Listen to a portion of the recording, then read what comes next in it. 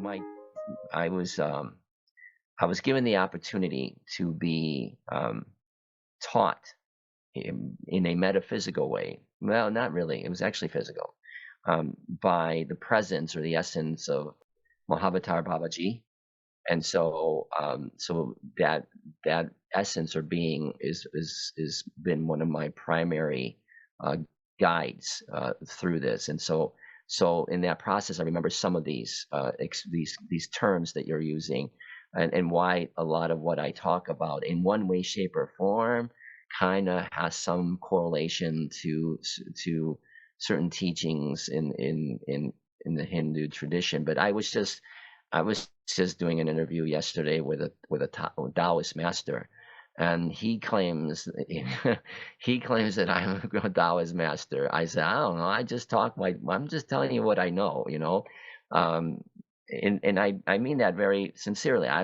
The truth is the truth, no matter whatever lens you're talking about it from. I'm not surprised that some of the things I'm saying have strong correlations to some of the teachings or whatnot of this particular faith, because of who one of my closest friends is, and teachers or guides is. And so yeah, I didn't even know much about Babaji until I was told about who he was. So, but it was really a significant time in my life when I was being guided through that experience with him. When I say Caleb is speaking, Caleb is a collective, and one of the energies that speaks through Caleb is Mahavatar Babaji. So Oh, okay. I have been guided by Mahavatar Babaji. I visited his caves. There are what Babaji a caves. surprise! What a surprise! Yeah.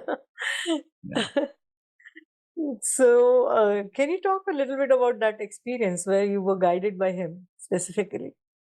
Oh my gosh.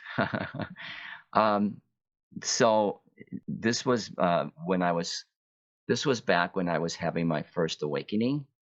Um, I was, and this story I've never shared with anybody. So hey, we're going to talk about this one because most people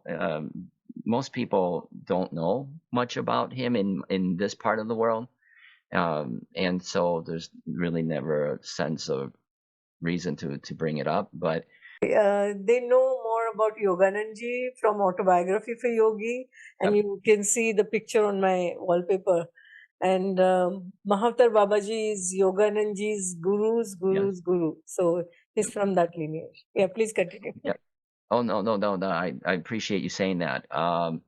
So when I was going through my first real solid remembrance was back in 2010, late 2009, 10, and it went through a couple of years of real serious, intense remembering of downloads and things that I was being shown, and as I said before that, I was having all sorts of different supernatural experiences. I had lived in a home that would be considered filled with a lot of spirits. Let's just put it that way: spirits that they didn't want to go or couldn't go home at the time. So I've had a very active supernatural life. I live in Minnesota, and I was which is a state here in the U.S. And for those who don't know, I just wanted to bring that up. And um, so I I was not from here originally. I'm from Chicago, and so I came here and I moved to a specific area of the city, and there was this home, and I had been staring at this home for years. I was being told by the collective, by Caleb, that, and at the time I didn't have a name associated with this voice. It was a little bit later that they gave me the sort of the permission to use Caleb as the name that they wanted to go by. And so anyway, I saw this home. I was very drawn to this home. I was being told I had to go to this home and meet the person inside this home. And I was very shocked at this. I'm like, I'm not gonna go in that. I'm not gonna go knock on somebody's home. And at least here in the States, you don't necessarily do that and go, um, "Hey, I'm supposed to meet you. Let's talk." And most people would probably, at least here in the States, they would be polite, most of them, and they would close the door, and that would be the end of it. Okay, and so for years, there was a restaurant in this neighborhood that I lived in, and it from where you could sit in the restaurant, you could see this home across the way, and it just stared at me. I couldn't stop. I couldn't avoid it. And so one day, I decided to take a leap of faith. I was going through a sizable, as I said, a sizable remembering that was leaving me extraordinarily confused. And I had already some pretty confusing times, but this was really big. So I went there and I knocked on the door, and this lady, an older woman, came out. She was probably, I don't know, maybe in her mid to late 60s, maybe a little bit older than that. And I said, I know this is going to sound very strange, but I'm supposed to meet somebody here, and I'm supposed to talk to them. And I don't know what I'm supposed to talk to them about, but I'm supposed to talk to them. And surprisingly, the woman looked at me and she said, "We've been expecting you." And I said, "Well, really? I didn't know that. Was I really obvious when I was walking by your house all this time?" And so she invited me in, and it turned out that they were psychics. The home was filled with psychics, and very powerful psychics. I don't know to this day where they came from, but if I had to say, uh, they were probably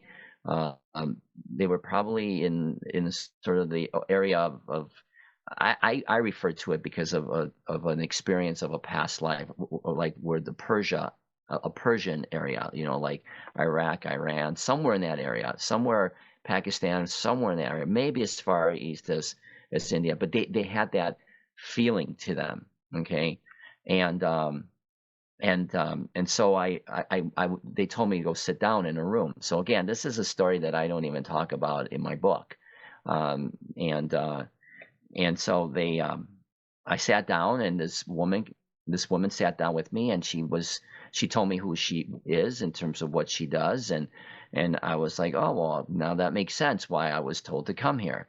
And so she tried to read me, and she couldn't read me. She said my energy was too strong. So she said there's somebody here that normally would not see people, but I believe that she's the only one that can read you, or that can help you, or for why you're here.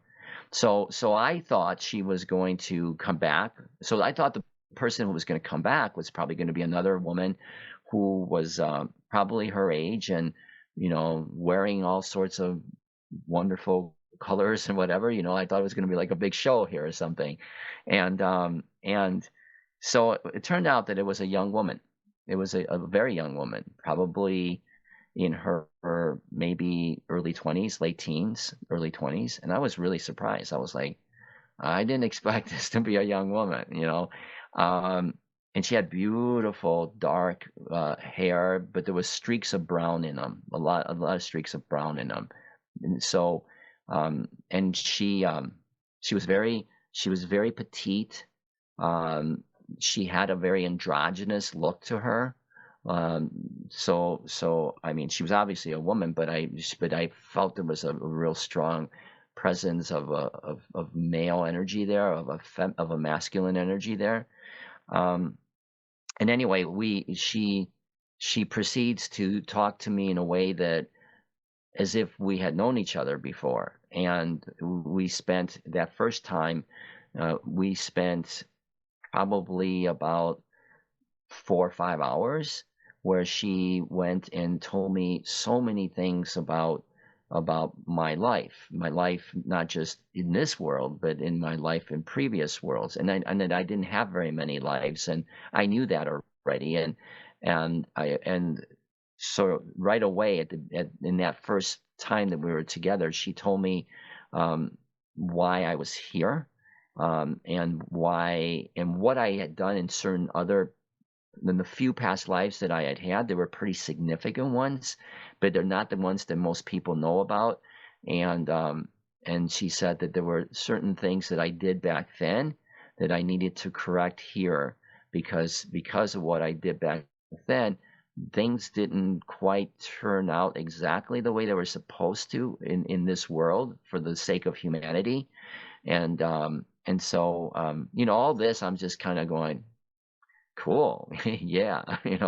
I wasn't like, oh, this is amazing. I wasn't. It was just like, if you know my nature, which you can see from my nature, I'm a pretty easygoing person. Okay. I'm kind of like a kid. All right. So in any event, she told me when right at the end of that first visit, and I had 3 visits with her, and they were all that long, and they were all very even longer, and they were deep and rich, and there were so many things. Much of what I teach today um, is based off of what I went through in the process of remembering who I was, the initiation process of who I was. And a lot of that came out, not all of it, but a lot of it came out in that time that I was with this young woman.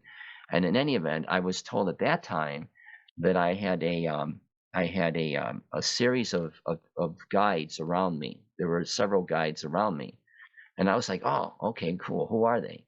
And she said that I probably wouldn't know, because she didn't even know herself who they were. Okay. And she said, well, there's a young woman that's next to you. And I said, who is that? And she said, she was like going, Babaji, some Babaji. And I said, Babaji, who is that? I don't know who that is. And she said, no, you do know who it is. You just don't remember just yet. And I said, well, who else is with me? And she said, there's another one. So Babaji was on my right side. She said there were a couple other ones.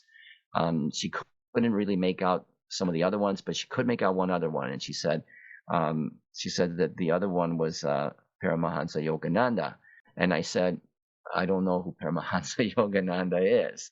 So I eventually found out who they were. Okay. And I was like, oh, this is pretty big. So then years later, I remember hearing a story about not just remembering, but I remember the story about how because I started reading the book of the autobiography of a yogi, and I read where Yogananda had been asking for Babaji to appear, and I know that he has appeared to other people in similar fashion, and I remember talking to the collective, and I said. And I specifically was I was talking to Babaji, and I said, well, why didn't you ever come to me? I mean, yeah, I was told you were here, but why didn't you ever come to me? I really could have used you at times, especially during those hard times. And Babaji said, I did come to you. And I said, well, yeah, but you didn't really present yourself. I mean, I was told you were here. He goes, no, I was there. And I go, yeah. What do you mean? He goes, I was the young woman who was there teaching you how to remember. I was like, whoa, dang. Okay, sorry. So I have a strong affinity with Babaji.